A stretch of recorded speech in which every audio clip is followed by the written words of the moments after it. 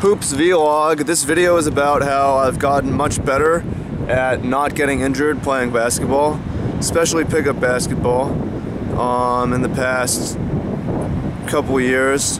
How it's just way easier on the body to be out dunking every night if I want, and to not feel aches and pains.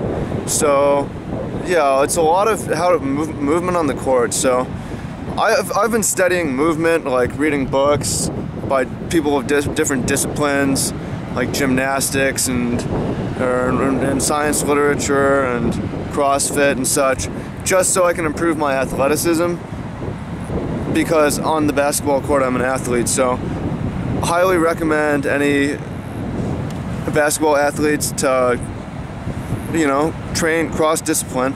So that's really helped me, because it's helped me improve my way of moving on the court. Specifically, for instance, and this is definitely big, slowing down. Like, you can't stop from a sprint like in one step, right? Chop your steps, it takes a while to slow down, right? So, instead of on a fast break trying to stop and block, I'll try to run by the play, right? Make sense? So you can hear this in footsteps. If you're taking pay attention to the footsteps. If you're taking really, really loud stops trying to slow down, just like take more steps, quiet steps, longer steps, and there won't be the slamming and the pounding.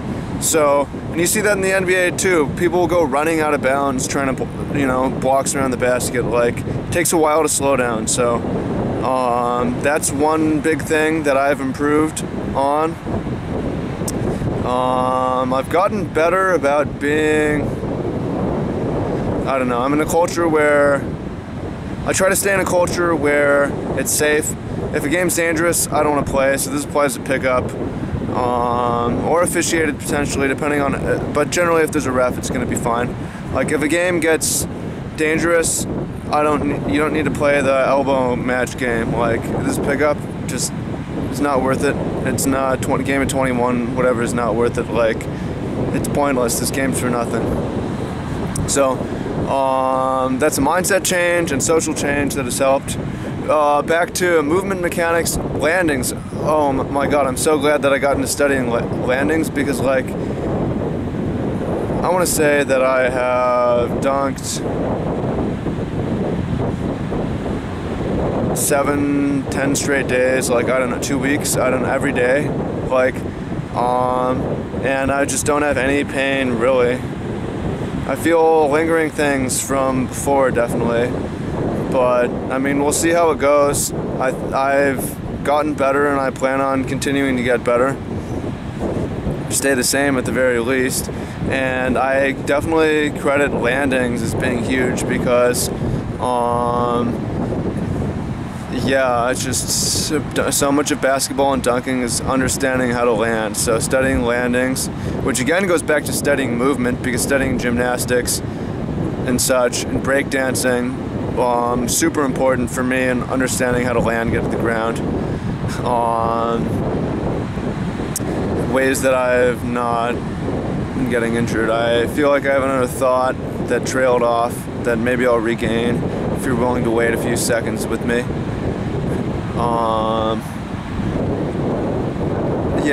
Landings were big. Also, symmetrical training. So I've been spending tons of my training just mimicking right-handed movements left-handed, like left-handed on the camera now, for instance.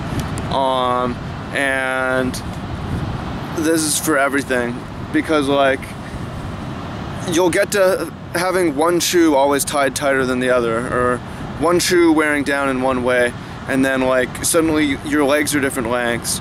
Or for me, I have a lot of issues with, and a lot of people have issues with shoulder symmetry, and I used to always be totally like this, and I'm still working on it, because there's so many things, like, so I think that a good way to spend a lot of training time is, alright, I'm trying to make my body more symmetrical so that my shit's the same length, so it's predictable when I run and slow down or whatever, and I'm not getting pulled on one side more than the other.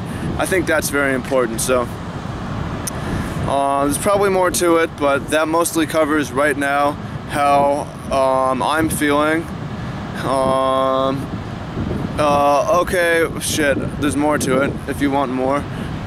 Seasonal cross training. So this works for me and it might work for you, but like, yeah, there's basketball season, right? And then there's swimming season, and then there's bicycling season, and then there's surfing season, and then there's football season, and then there's, you know, not exactly like, and that's living a grand life to be able to do that.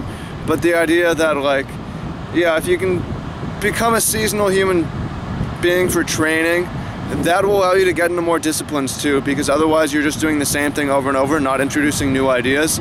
Like, take a new kind of class or study a new kind of book just for, you know, a short season, whatever is what I've been doing. And that ties back to how all my ideas, all these ideas that are coming in from different, you know, different kind of studies. So that's basically what's good. Hope that helps you. Maybe plan, if not now, but in the future, plan out on how to preserve your body longer and be in less pain and be more athletic for longer periods of time. So hope that helps.